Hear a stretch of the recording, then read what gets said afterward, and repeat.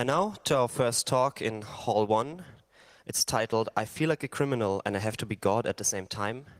And it will be about how we as a community, there's lots of talk at this Congress about hacktivism, about hacking, but there's not a lot of introspection about what we want to be as a community and how we think about ourselves.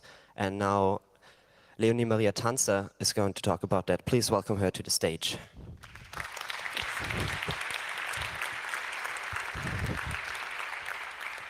Hello, good morning. I'm very thankful for seeing so many people despite the fact yesterday was it's the last day. There was a toilet party, as I've heard. So greatly appreciated that you came along. My name is Leonie Maria Tanzer. I'm a PhD student in the School of Politics, International Study and Philosophy, a very long and dry name, in the Queen's University of Belfast.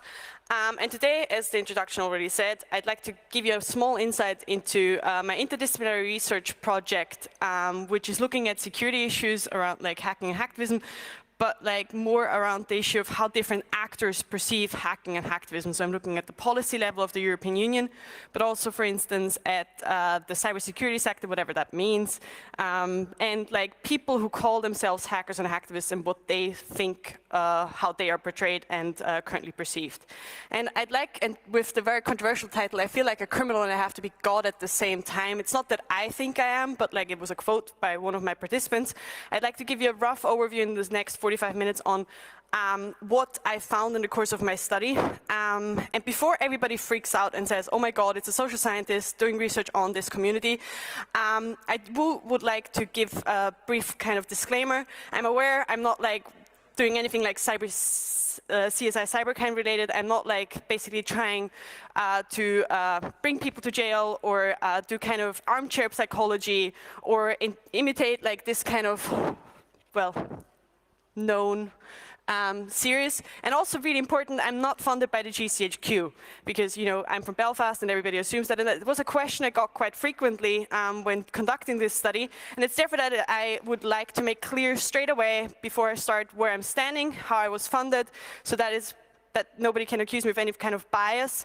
I was hesitant to include it, but I think it's important to make clear how research is basically currently funded. So what happened to me, I'm funded by the Department of Employment and Learning, which is a government institution in Northern Ireland. They cover my tuition fees because the UK just feels like education shouldn't be free.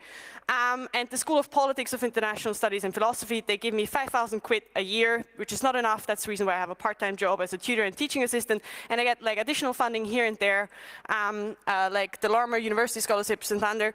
It's not that I want to bore you to death with that information. I just want to emphasize one thing. None of these people, none of these organizations had any influence with what I did, had not made clear that they had a certain kind of interest of finding this. They simply gave me the money on the basis of my funding application. That was it. So I hope I eliminated any doubt at this stage. And I really felt like I want to get this off my chest because it was a question I got over the course of this year multiple times. And on that basis, I'd like to make further clear misconception of what I'm interested in doing. I'm working currently in a field called critical security studies. And what that area is basically doing is it examines not what old school security scholars would have done, oh, the Cold War is over and what are we doing with the world. It's more about what is the effect of security politics that we are what we are currently having. I'm interested in analyzing the consequences and effects of the insecularization of hacking and hacktivism and an understanding of the practice and identity of hackers and hacktivists. And really important, what I mean with that when I talk about consequences and effects is basically how they are portrayed and how they are resisting this kind of portrayal. And really important is for me through their eyes by giving them a voice. Because I feel like a lot of the literature is basically talking about hackers and hacktivists, but they never really approach them and ask them, what do you think? And that is what I'm keen on doing and hopefully been able to transport here in the course of the next hour. So the overview of what I'm going to talk about is I give a brief definition of hacking and hacktivism so I can offend people with my definition and you can scrutinize what I'm saying afterward in the Q&A. I talk about insecularization. It's a theoretical concept. I assume not a lot of people have heard about it, so I think it's important to talk about what I mean with this. I'm talking about my method, how I gathered the data, how I analyzed it, the really important bit about my results. And then like the question of, so what? Why is a social scientist doing this research? Why is it worth funding it? Or why is it even relevant? And last but not least, question and answer session, where I hope I'm able to answer questions which remain in the course of this talk. So hackers, it's a very ambiguous term, hacktivists as well. You know, you have certain kind of assumption around it. My mom thinks about hackers something else like you guys think about hackers. And there's also difference around countries and like kind of like context around it. But what I, at least in my thesis, think about like hackers and hacktivists, it relates to computer hacking, at least for my thesis, and comprises activities ranging from unauthorized access, like manipulating technology for unauthorized means up till the production of free software. But it's really important, what I think about hacking is it's a technique. So you may use it for like malicious reasons, but you don't need to. And I think that is one aspect a lot of people blind out, and I guess a lot of you think as well. The hacktivism part is a bit more tricky, because that is a word where a lot of people feel offended by. I think it's like useless, it's a buzzword the media uses, but I think it's a really interesting aspect to take into account, and I'm merging both concepts because when we talk about hackers and hacktivists at this moment of time, they are both somehow tied in with a certain kind of perception around them, how they look like, what they do. So therefore, I merged them for this specific study together, despite the fact I acknowledge there might be differences. So hacktivism for me is a form of political activism, performed through hacking techniques.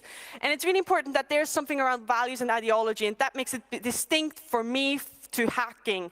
Because you can hack your washing machine because you want to make coffee with it, but you can hack also the washing machine to set a current, perhaps a political statement to, let's say, Siemens. And the really important bit, what I also think a lot of people forget, is like there are activities stretched from illegal to legal, so you can do it both ways, constructive and deconstructive. And what I mean with that is the idea of like builders and breakers. And if you're interested in that, there were other talks and papers I've published where you can read more around the idea of what I'm thinking around there. And really important is in alliance with your worldviews and against. And what I mean with that is basically, as we see currently, everybody's really excited when Anonymous does stuff around against ISIS, but when they do something against your own government, you basically perhaps like feel that this is not correct. So hacktivism is like any kind of other political activism. If you are going to an anti-racist demonstration, you are in alliance to that. If you are in the KKK, you certainly wouldn't feel very happy about that demonstration taking place. So this is the important bit about activism. It depends on your worldviews, and that is the same with hacktivism, okay? So the really bit which is troubling or problematic is the terms are controversial. So we all have like the idea of like the hacker with the balaclava sitting in front of a desktop, like having the terminal open, and the misrepresentation like goes in the media, politicians, even like the industry, but also like academia. And what is happening is that it's often considered as that kind of a security and threat construction, at least in the UK, definitely. And this is the starting point for my research. This idea of like, we have a certain kind of image in mind about like hackers and hacktivists, and it's like this threat image. And that is where secularization comes in, or more important, insecularization. And what I mean with that is one does not simply say security. Security is really something which is used in political context, achieving a certain kind of purpose, having a certain kind of aim. And insecularization, the theory basically says security issues do not necessarily reflect the objective material circumstances of the world. So if you are, for instance, if Angela Merkel steps on the stage and says, we have a terrorist threat, something happens. And the really important bit is security is like co-constitutional, like it relates to something insecure. Just like you have the idea of good and bad, it requires the opposite. Security requires an opposite as well. There's something secure and something insecure. And in that regard, they are relative. And if you consider something as a security threat, there must be an opposite to that. And this is an important starting point for my research on what happens when politicians or the cybersecurity sector talks about hacking, what happens with those being the insecurity level, the hackers and hacktivists. Because they propagate fear and have an effect. So my interest is basically to understand, or for institutionalization is how and why this process happens, and to identify the effects of it. And the effect is what I want to talk about today in this talk. And this is basically what I'm trying to do and hope to achieve in the next like 30 minutes left.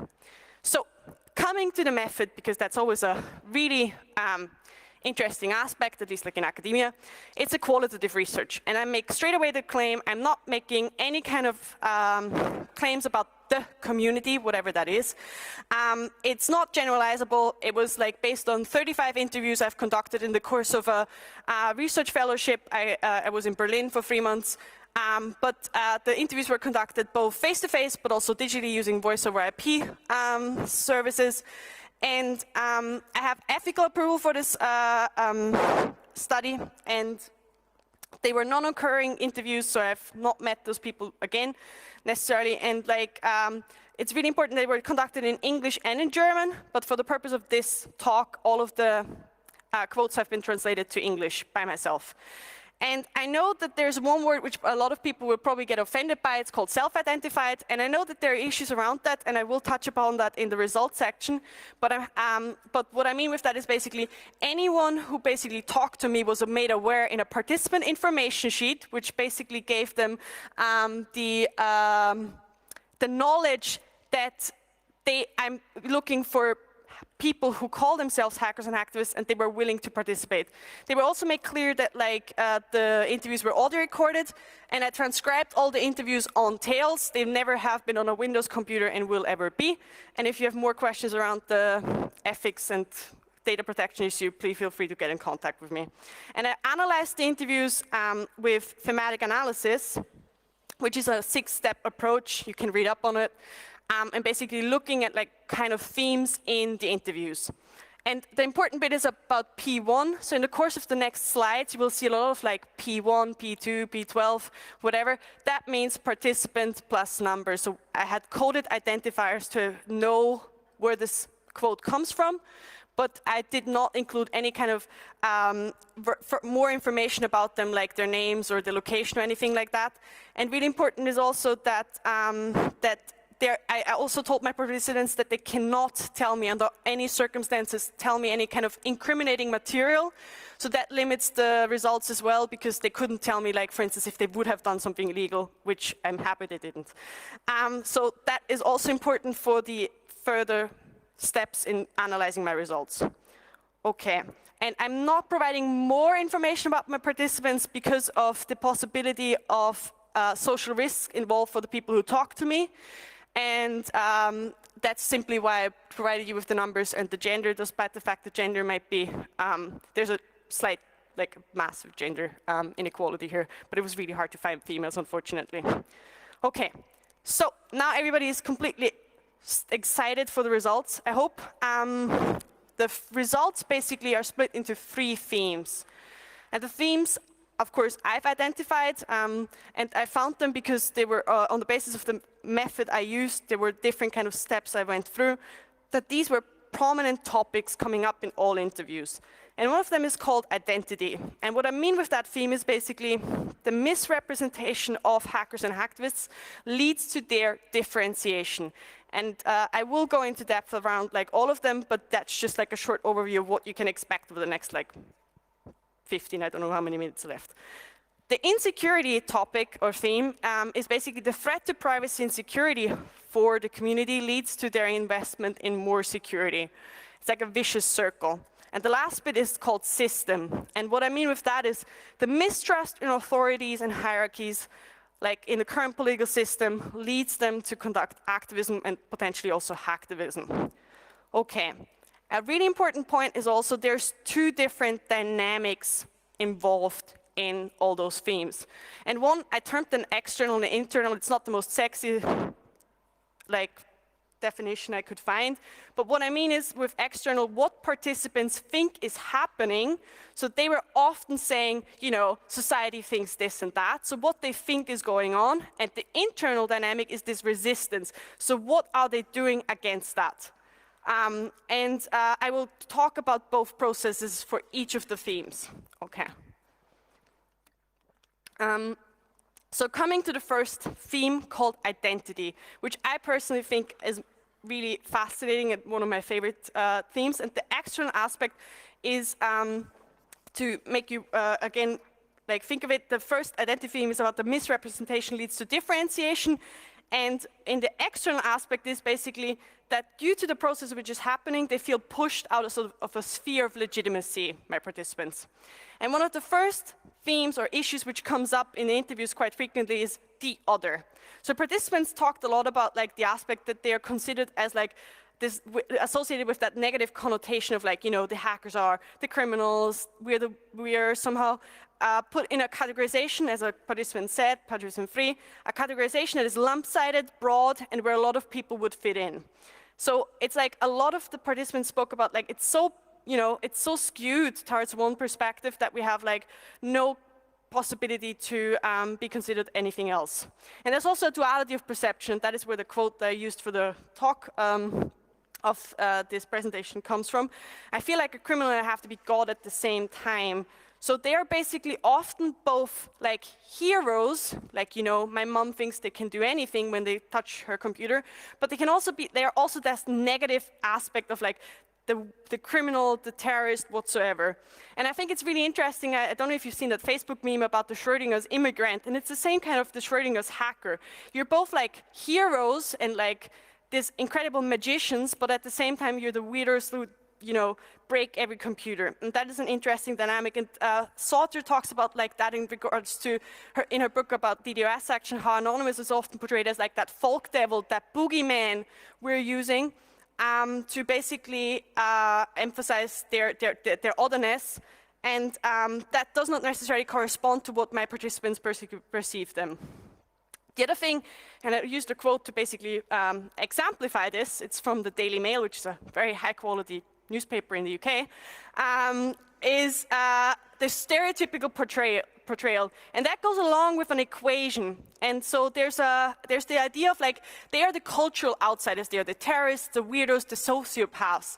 And it's really interesting because if you read the book on Greenwald, he spoke about the same thing dynamic with Chelsea Manning, Edward Snowden, Assange, where basically their personal life and their political actions got entangled with like their mental health, or they were narcissists, delusional, anything like that.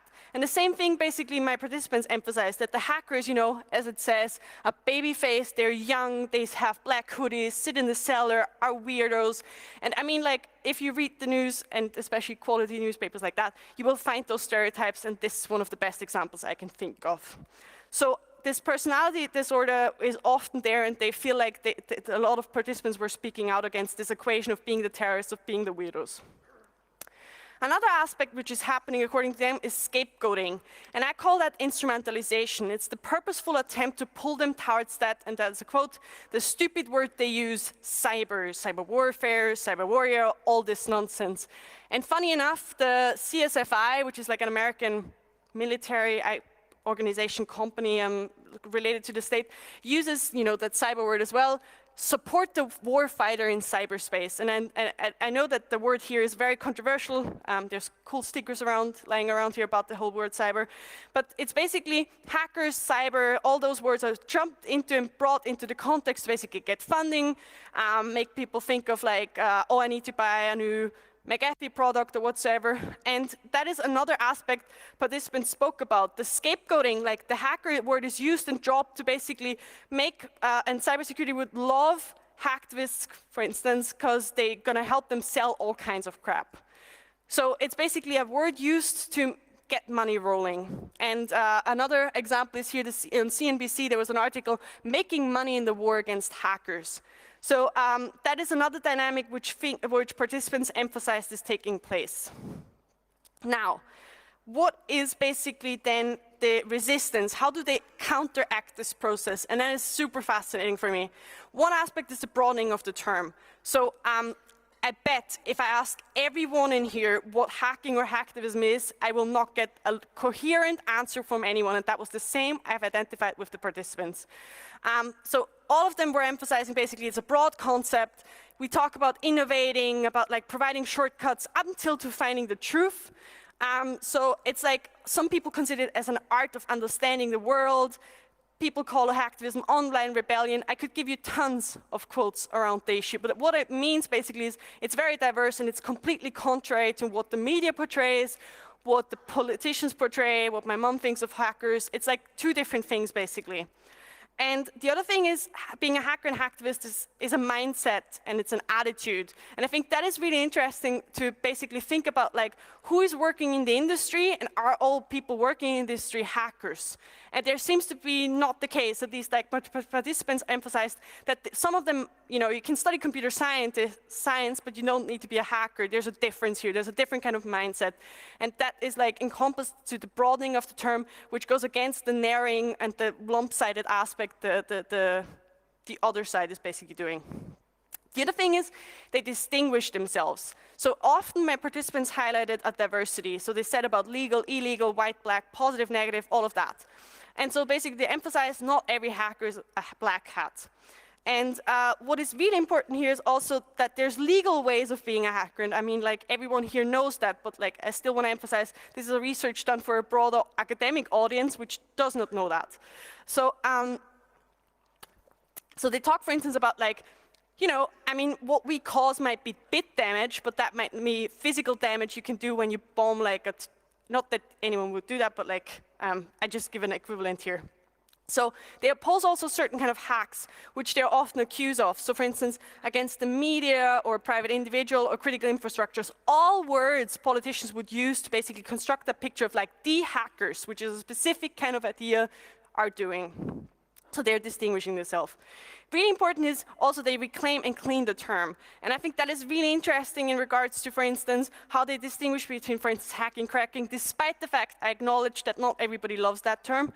And also they're focusing on like official organization. I mean, we're here at the CCC, it's acknowledged organization, the EFF, La Quadrature du Net, all of that. So there's ways of like keeping it clean by being in an organization which uses that term, and basically therefore we are reclaiming the word. And there was a quote, and there was multiple quotes where people said, for example, the CCC managed to make it a positively connotated term, which is not the case in many other countries. And I can say that this is certainly the case in the UK. Also people were emphasizing hackers have a good reputation in Germany, which goes along with the idea that, you know, CCC is one of the oldest and largest hacker communities in the world. And what comes out here is like the idea of self-identity. And that is really fascinating because there seems in my participants being a flexible identity around like, despite the fact everybody agreed to talk to me, knowing that I look for people who call themselves hackers and hacktivists, nearly every time people said, well, you know, I would not run around calling myself a hacker. But despite the fact they acknowledge I'm falling into this category. So people would say, I never introduced myself like this, and there's one aspect, for instance, I would not define myself as a hacker when I'm, for instance, talking to them, and they meant politicians, because, you know, it has negative connotations to it. That is really an important aspect because there seems to be something going on between security researchers versus hackers. And the term is used here as well, but read the news magazines. When are they referring to hackers and when are they referring to security researchers? Doing the same thing, but like suddenly it might swaps in the media. And so for instance, one participant said, I've been asked by an immigration officer once if I was a hacker, and that was kind of funny. I told him I was a computer security researcher. I'm not sure what exactly he meant by hacker. And this has happened to other friends. And there are other person says, for instance, there were some situations where I'm a hacktivist, there are other times when I'm a security guy. And that is interesting. I acknowledge social identity theory, it's a psychological theory, it's basically saying, you know, you can have shifting identities. For instance, I could say, for instance, you're the audience, you're the audience, I'm the speaker, but I could make another identity salient. I could say, I'm a female, so all of the other females in this room might identify with that, and I create a different kind of category. I could say, I'm an academic, and suddenly I create other identities in the room where you feel aligned to. And the same thing seems to happen here, but what is really interesting is that the security researcher seems to be kind of a life belt you fall back to if you want to introduce yourself in a different kind of term. And I think that is really interesting to think about. So in that regard, it's like a Möbius ribbon.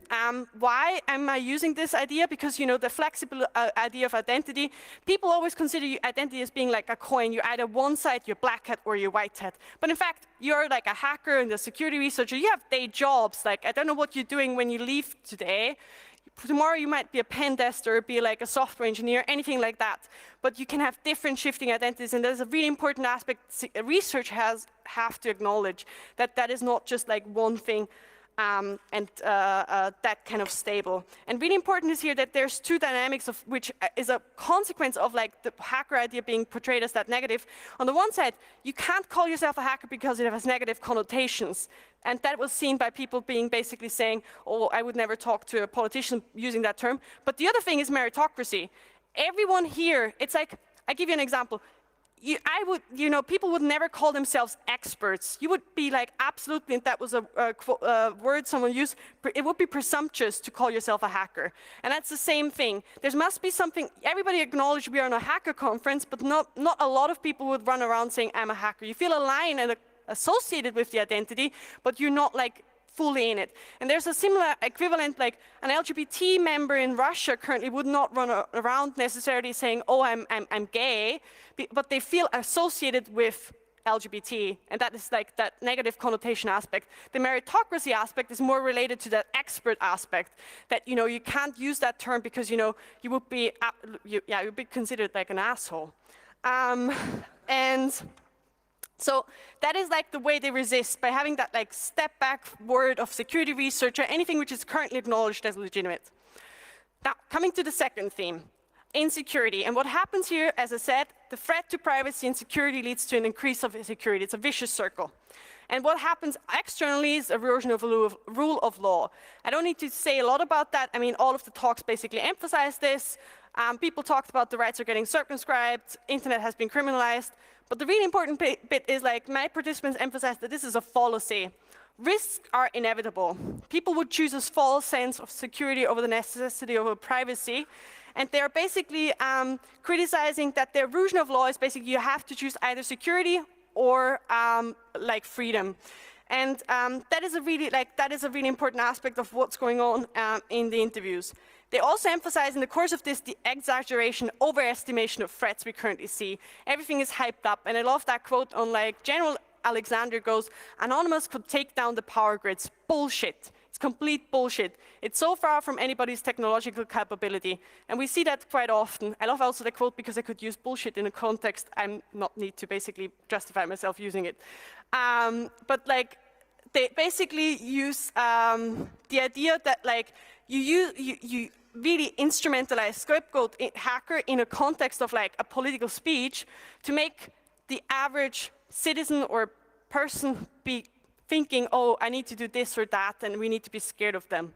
But the really important bit is like that people think we need to look skeptical when the government calls something a security threat, and that they have mistaken the security issue, because this results in a climate of suspicion, both externally by politicians and others, but also within that community.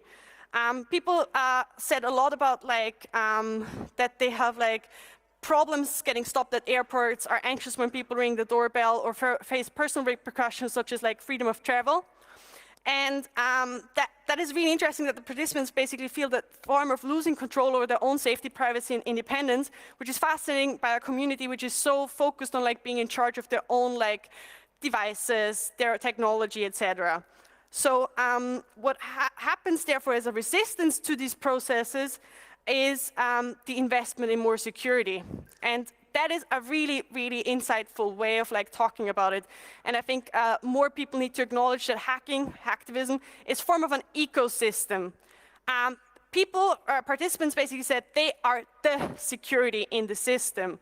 So while politicians talk about hackers as this negative threat, as the threatening aspect, participants say, for instance, hackers would find a security loophole, the manufacturer is then forced to close the security loophole, whereupon other hackers, or the same hackers, come along and would find new security loopholes. It's a vicious circle, it's an ongoing process of improvement and awareness raising.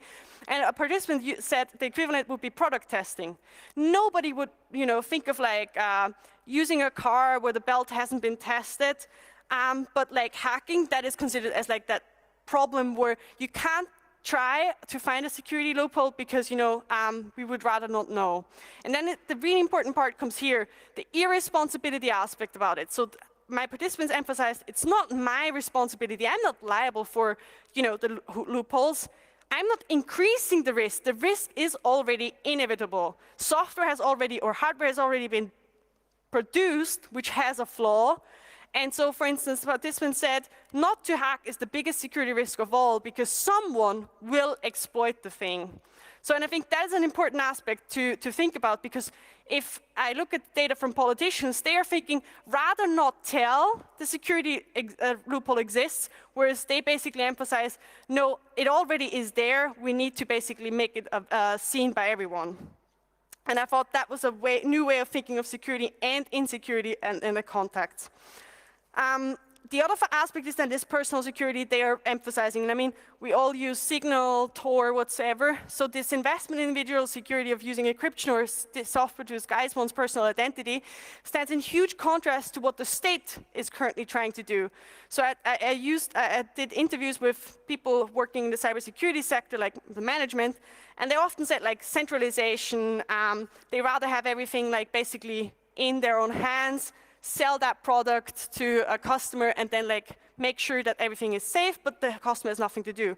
And the other way happens here, like they are completely saying, I want to take the security in my own hand. So there is like, that contradicts like the security perception we see with like other actors, and that means just that we can't really find a way of like talking to each other. And I personally want to ask, like in that regard, if it's not somehow then also helping the personal security or the public security that hackers and hacktivists are so emphasizing this personal security for themselves, because as I just said, we have tools like Tor, Signal, etc. Okay, coming to the last theme, which is really merging from that technological side I just emphasized, that they're not just developing technological alternatives for my participants, but they also engage in the political system more closely. So system here just doesn't refer just to political system, but technological system as well. And so the mistrust in authorities and hierarchies, that is the argument in this theme, is basically leading to certain kind of activist forms, to resistance form. And that applies so technically and so politically. So externally what happens is they are not perceived as like the same kind of equivalent to other actors. And that is obvious because we all know the wonderful term public-private partnership, but that misses the third actors according to my participants, and that is the civil society, which my participants consider hackers to be part of and hacktivists to be part of. So what they criticize is in the political sphere is the lack, so what happens is the lack of ability to get heard, because governments are out of touch with the definition of a hacker and what it would be. So, a quote, a participant said, that's all just old men with ballot points, or they are like, other people said, for instance, they're like my parents, they happily get a tablet and learn how to use Google, but that's it. So, the lack of knowledge of politicians is also criticized, and that also makes it hard for them to get involved in those two dynamics. And that's the reason why politicians often use the industry to get like help in like writing policy statements, as we all know. But the problem is the industry is focusing also on the wrong kind of experts, according to my participants. They talk about business blabblers. And I guess everybody here in this room knows who they're talking about. They're talking about the management, who are like perhaps like have studied computer science, been in the business for like 50, 30 years. No, 30 years probably. And now they have been like out of touch with the technology for my participants, and they're more interested in like gaining like more income rather than like on the technology itself. And it's a huge, a quote, huge money-making machine we're producing. And a really big critique is on the revolving door. So what I mean with that, or what my participants mean with that, is like this: how these two spheres basically reproduce themselves. You have people going to secret services, and working there, stepping out, going into industry, probably selling the government products, and like then making money with it, and going back into the political sphere in a certain kind of in the NSA or GCHQ or whatsoever. So there's that revolving, that they are basically two spheres, but they're missing the third actor. The other thing is what happens to skepticism. And that relates to power and privileges, both on a technical side, but also on a political side. And I found that was really insightful, at least for political science like myself. Because like, there's not just a doubt in the network infrastructure. So for instance, people said, you know, the internet is very, very vulnerable at every single level, and it's screwed over already. But there's also that comparison between, you know, you can attack like a technical system on the top level, which would get you access to everything. But the same thing would apply to political level. If you know, bribe Angela Merkel now, you know, you could achieve higher things as well. And I think that relation between hacking, not just as that technological aspect, but hacking also like a political sphere, is important to emphasize because it is taking place. And so the focus of decentralization, distribution, hierarchy, that is one aspect which we see like on a technological side, but also to emphasize on what politically should be done. And the best example, of course, is anonymous, because the media still struggles to define them and talk about them. The other aspect is hypocrisy. And there's one dynamic about like interviews emphasize that there's a public-private sector applying hacking methods. For instance, Aplex did that with a DDoS action against Pirate Bay, but there's also other examples like on anonymous servers, etc. But this applies a double standard because participants were really frustrated because government obviously have security specialists or security researchers who are allowed to do this, they are still applicable to the same laws, but they suddenly have the license to hack, so to say. And I really wonder what is the security problem, because like if people say we can't use DDoS attack, is it the activity they criminalize? Is it the actor, or is it the intention? And that is not clear, and I think that is a discussion we need to have. And the other aspect is the hypocrisy around, like, for instance, exploits, because governments are allowed to have them, they purchase 0 days, and they don't operate in the legal framework they try the community to basically put in. And so for my participants, is then the preservation of security, not according to the internet, not assured by intelligence service, but by this community here. So, and how do they resist this process? One aspect, and I think that is very interesting, perhaps this is something people know here, but have never been really focused or made aware of, no collaboration. And that is the rejection to work for the state institution, like police or intelligence agencies. And that is, according to my participants, very strong in Germany, where you basically would not like work for them or should not work for them. And they're aware that, you know, NSA employs, or the GCHQ or the other institution employs hackers, and that they have them. But there's a difference, so they distinct here ideologically again between like different kind of people. And there's really an important aspect of internal disciplining, internal policing. And the participant said, if you're working for the FBI in the United States of America because you think the technology they are using is absolutely awesome, or because you're technically interested, that is absolutely legitimate, independently of the purpose. However, if you do the same thing in Germany, then people will kick you out of, and that meant the Communication Congress. You're simply not allowed to think that this is awesome because it's evil. So what this person basically emphasized is that there's certain kind of differences, and people spoke about an American hackerdom, a European hackerdom. There's different kind of mindsets, and it makes it hard to speak about a hacker community, at least for me as a researcher, and I'm still struggling with how to phrase around that. But there seems to be that dynamic of like how to keep it clean again here in this aspect. And there are two last dynamics.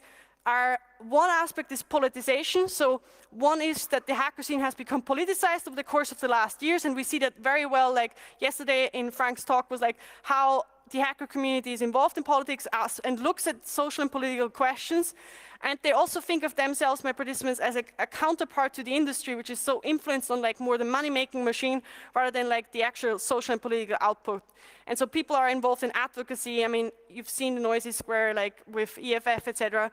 So to support digital rights online. And the other aspect is hacktivism, and that is an interesting one. And I haven't thought of that before I started this research like that. So there seems to be a two-way dynamic. And one aspect, the broader hacker community who has, over the course of the last years, decades, become politicized, but according to my participants, there's a new kind of a younger generation online, which they call hacktivists, or, I mean, the term, as acknowledged, is very controversial, but what they mean is that, one, you can have a hacker becoming politicized. Two, there's a new dimension of like people coming in calling themselves hacktivists. And 3 is also that I would probably consider myself as both, yet I'm coming initially more from the traditional hacking scene. So the third aspect is then basically that people have become like hacker and hacktivists at the same time. And interesting about the younger generation aspect is then that would explain why people, a lot of like old school hackers, whatever you mean with that, but at least my participants would think like why they are not that open to that term, because it's like different suddenly. And it's also a way to counterbalance the de-evaluation of traditional protest form that is currently taking place, because you can do a demonstration, as a lot of you know, and then you can still basically not get anything done. So hacktivism might be that like option out of that process. So that was a lot of information to take in, and to break it down quickly, so we talked about identity, insecurity, system, and there's different kind of dynamic internally and externally. So externally is what is happening, so they're the criminological order, the equated with cultural outsiders and scapegoated, and therefore internally what happens is they're broadening the term, they distinguish themselves, they reclaim and clean the term, and they also have that flexible identity of like being both a security researcher, a hacker, or whatever you call them as well. The other aspect is the insecurity, so the erosion of law, feeling sense of security, exaggeration, etc. And how they counteract that is by basically emphasizing we are an ecosystem, we belong all together. There's a false sense of a security, we rather choose like basically security over freedom, and they invest in their own privacy and security technology. And last but not least, system, they're basically emphasizing that there's a missing third actor, which are they, and like skepticism of societal and technological system and hypocrisy, and they resist by basically no collaboration with the police, internal disciplining and politicization and hacktivism potentially. Okay, now you might say, well, interesting, you are able to talk for an hour, but what do we do for that, or what do we take for it? On one side, what I hope with this research or my PhD in general, is to uncover the practices that are currently taking place in that wonderful cybersecurity sector, whatever that is. So I'm interested in to make sense of that bullshit bingo that is often being taking place, and to identify what hacking and hacktivism means to different actors and how that basically contradicts or correlates. And that's basically where I'm standing with this research and why I did it with those 3 actors. And thus, what I'm interested to do is basically a sociology of group of people that so far have predominantly been only talked about as, just make a quick Google search, often takes place, the hackers, but nobody talks about who they are and has approached them.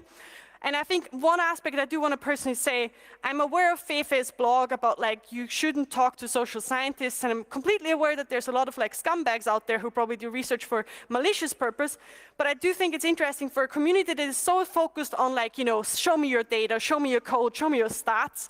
You basically lose out of basically not talking to social scientists by basically getting screwed over by all the shitload of publications who basically just say those hackers. So I got that off my chest as well. Thank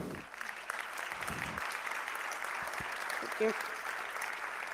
The other thing is like I want to do a study and a critique on what the insecularization of this current system does to groups of people. And this is not just hackers. It takes place with immigrants, with any kind of group which is often marginalized. I want to counterbalance the dominant research fallacy. And this was basically mentioned yesterday by people saying, or 2 days ago, about counter-storytelling. And I think that is an important way of approaching this research as well. I want to demystify the position of hackers and hacktivists. Perhaps, you know, there's a way of reclaiming the word, making it not that malicious again.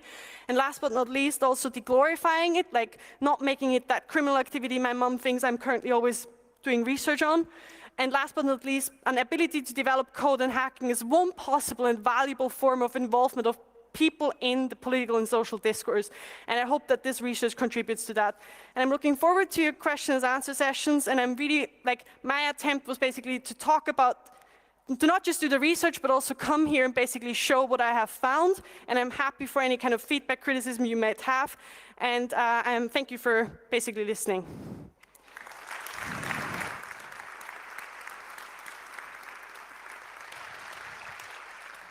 Thanks for the great talk. We now have about 15 minutes for Q&A, so please, as always, line up at the microphones here. And also, of course, if you're out there in cyberspace, you can go on the ISC, you can go on Twitter to ask questions. We have a cyber real-world interface here. just for you. And we'll actually start with the internet. Yeah, the internet has got one question so far. What are your views about responsible disclosure agreements in regards to hackers and criminal activity, especially when the RDA also includes monetary rewards? So the question is basically what I think my opinion is on them doing that. Okay. I guess that is an option.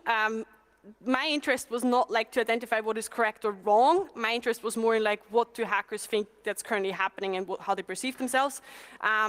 Disclosure was an issue more in whistleblowing terms. The money aspect was not coming into play, but what people said is that they were sick of like releasing bugs and letting people know, and then nobody doing anything upon that. So perhaps the money reward is helpful. I don't know if that is answering that question, but that was what was in the data, basically. Microphone number 1, please. Thank you for your talk.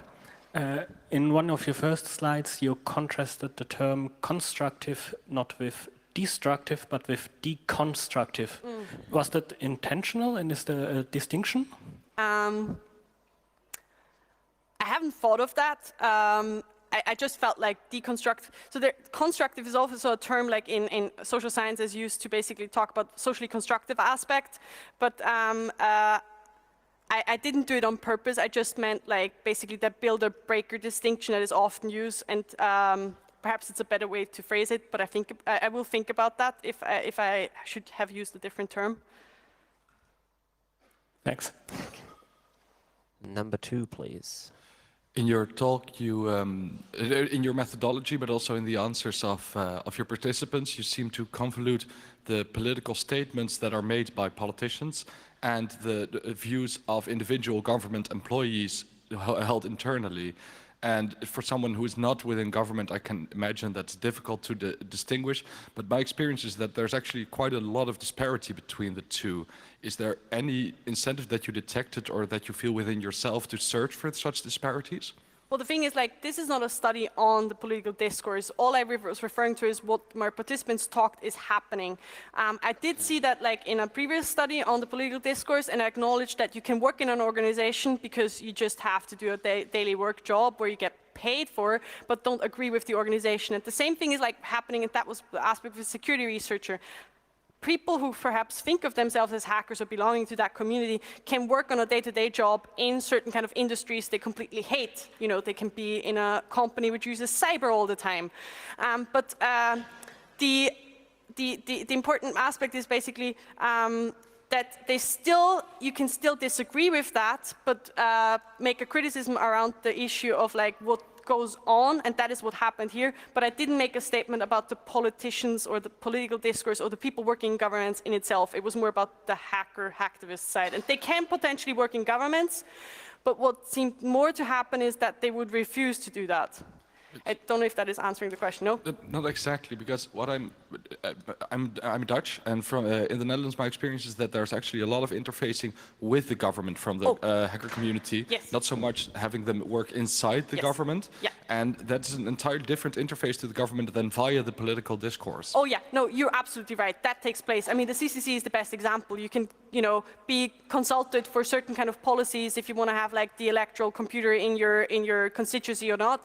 Definitely. No, that takes place, and the people said that was the issue around the third actor being missing. And they do try to engage with that, and that was the slide on politicization, that they are involved in activism and advocacy, but there's still a suspicion, and that is completely legitimate. I hope that is now answering that. Yeah. Yes, thank you. Number 1, please. Hi, thank you for your talk. I was wondering if you could contrast or compare the hacktivism with other kinds of activism that we've been seeing, because in a sense, of course, hacktivists are some form of activists, but you also mentioned, for instance, the LGBT community, and in a sense, I feel like, okay, hackers seem like experts on this technical field and see themselves and that's something similar, like LGBT people know a lot about their experiences with discrimination on that field. Black Lives Matter actor activists actually know about racism compared to some, I don't know, Republican politicians.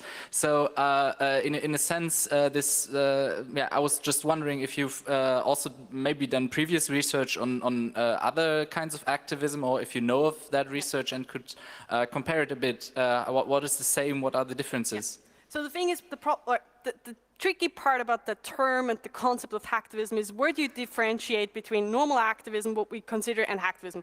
Now, my answer to that is hacktivism, you need to do something with technology which has a form of hack. So you can't just tweet that, or you can't just use a blog, or it needs to be a bit more like technically involvement there. And now we can talk about DDoS action being that or not, but it has been termed as such, and it is some form of like using technology like out of a place and context it was not meant to be. And the difference I see with hacking and normal activism is simply the tools you use. It's still achieving the same kind of sending a political message, and some people use like direct action in an offline way, and other people use perhaps hacktivism. So the LGBT community could use hacktivism as a technique to do something. So that is my difference here. You don't need to be a hacker to be a hacktivist, and that is also the last slide about like this new kind of form of activism coming into play. So perhaps we will see more of that in the future, I have no clue, and perhaps the term will become more concrete, because at this moment of time it's just like a word you throw around, just like I did in this sense, because it is obviously that some people use that term for themselves, and who might be in this room at this moment of time or wherever, but they still perhaps either associated, you can associate yourself with the hacker community as a hacktivist, but you can be an LGBT or a feminist using that tool as well. So that's kind of a funny way of considering that. It's just a technique in that regard for me. Hope that answers that. Thank you. Yeah. And now for cyberspace. Do you have a question? Yes, cyberspace has a question. You're at a hacker conference and you're trying to hack public perception. Would you self-identify as a hacker now? I got that question at one stage, that like perhaps you can hack like, I personally think you can hack gender, you can hack like social class, you can do that. Probably in the course of my research, people would call me then like being biased if I would run around calling myself a hacker. And as I said, the whole meritocracy aspect, you can be quite like an asshole if you say, oh, I'm a hacker. So I would rather abstain. I would call myself rather a social scientist having observed that than using that term to step on someone's toe and say, running around with that term. Any more questions? This is your last chance. The internet again. Yeah, the internet is full of questions. In your research, were there any Thanks. In your research, were there any participants that sought out support or help because of issues of depression or lack of identity? So I'm a bit reluctant. I don't know if I should answer that or not, because, you know, like then I could get more questions around who are they, what are they doing. I rather abstain giving that information.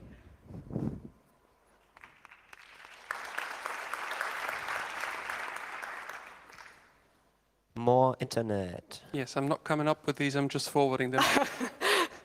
Did you see a cultural origin of the hacker?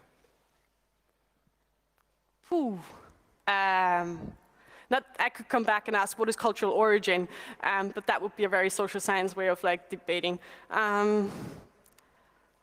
I don't know, like, so the question I get a lot, so what is the stereotypical hacker? But then I would end up doing the same thing like the whole research does. Like, I don't know, I think the community is very diverse. It would be far too easy to just think you all sit down at home in front of a computer with the terminal open in a balaclava. I don't know if you do. I have no proof of that. I don't know, cultural origin. So what I think is really interesting, what I saw in the interviews was that aspect, that mindset, that attitude. That seems to be something which develops. You know, that is what I mean. You can find a computer scientist, you know, having studied programming, doing his or her day-to-day job, you know, but then there's a different kind of attitude. And where this comes from, I have no clue. That would be interesting, but I'm sure like there would be no openness to statistical analysis on the community here. So it will remain open, and I couldn't answer that question sufficiently. I just say no to everything, I'm very sorry.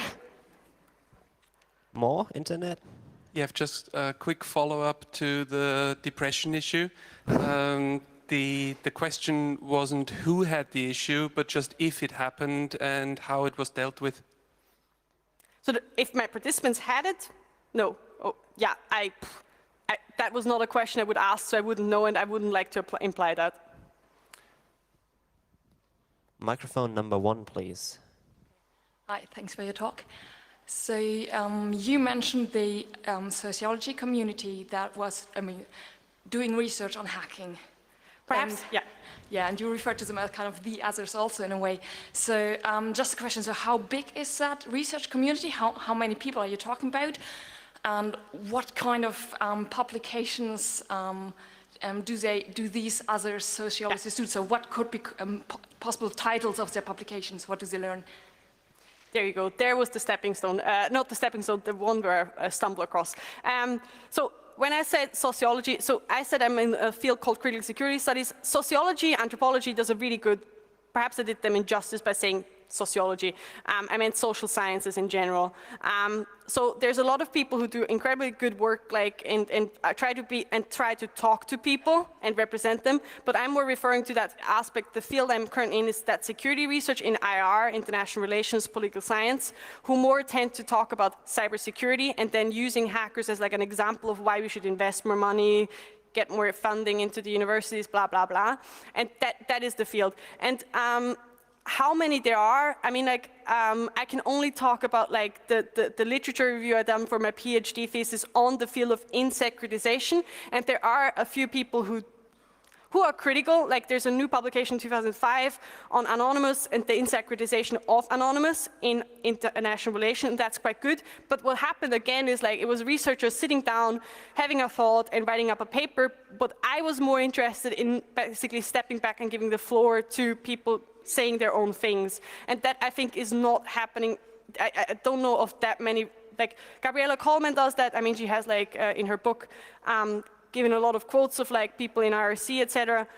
So it happens, and I think sociology, anthropology is a field where it goes on quite well. But I think, like, for instance, these old school IR scholars who perhaps sit in like prestigious universities in the US and think of like more of cybersecurity are more using hackers as a way of like justifying new, more funding or intrusion in security. So how much publications we're talking about, I would not know. I have no list of that, but I can show you my list of papers I admire and list of papers which is far higher, where I feel like they're going in the wrong direction. Thank you. And we are out of time. Please once again thank Leonie.